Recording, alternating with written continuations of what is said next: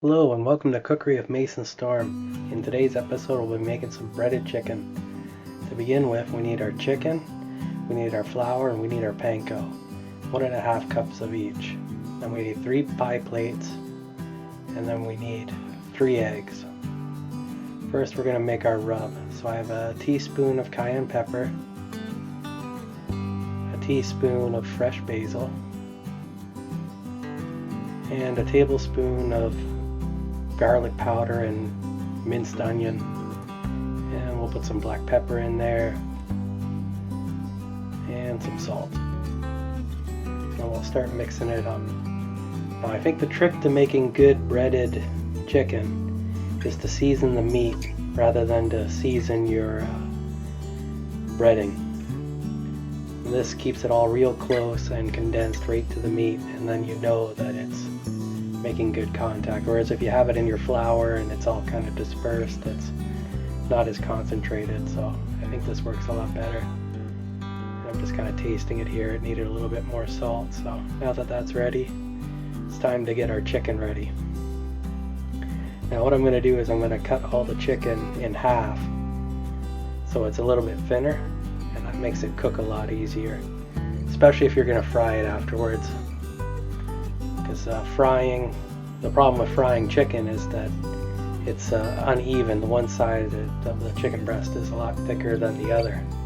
So the one side will be cooked and done, and the other side can still be raw. That can kind of be a bit of an inconvenience.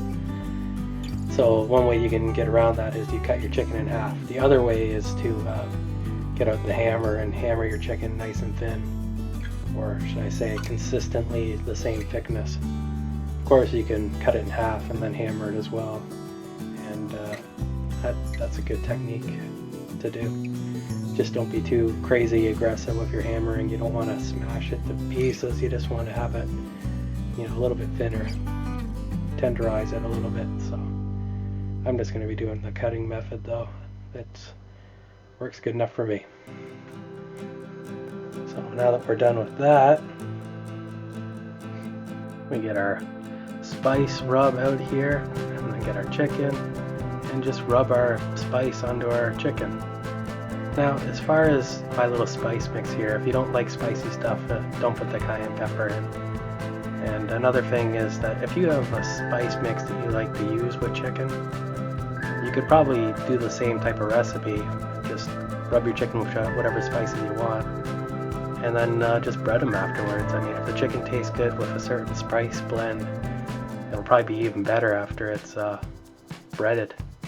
Especially if you bread it and then fry it in oil or butter. Now, then we're talking. Everything's better with oil and butter and fried. So, moving on, we have our eggs here. Just gonna give them a little bit of a light beating. And then once they're pretty much beaten, just gonna add a little bit of water to it. This kind of helps with the egg bath so that your stuff sticks to your chicken. So now that we're done with that, get our first pie plate out. And this one we'll put our egg into.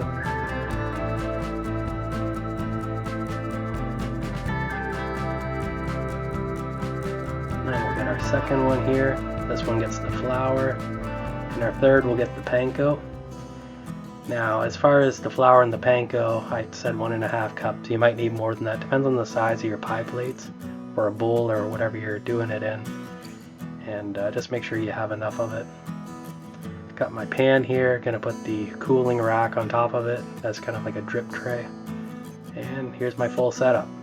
So first we do our flour, get it all nice and covered, and then into the egg. Nice covering of the egg, and then we'll put it on the panko, and you kind of press it a little bit, and then just make sure it's completely covered in panko, and then onto the rack we go. Now we'll just do this again many more times. One of the tricks to doing breaded chicken is that you use one hand for dry and one hand for wet stuff. That way you don't end up with your hands getting completely covered in panko and ending up with more burning on yourself than on the chicken. But I was trying to work around the camera, it didn't work so well, so it is what it is. But once you get your rhythm going, it goes pretty quick. this whole time from start to finish, probably about 20 minutes. So it's not too bad to do. You can probably actually get it going a lot faster if you make it somewhat often.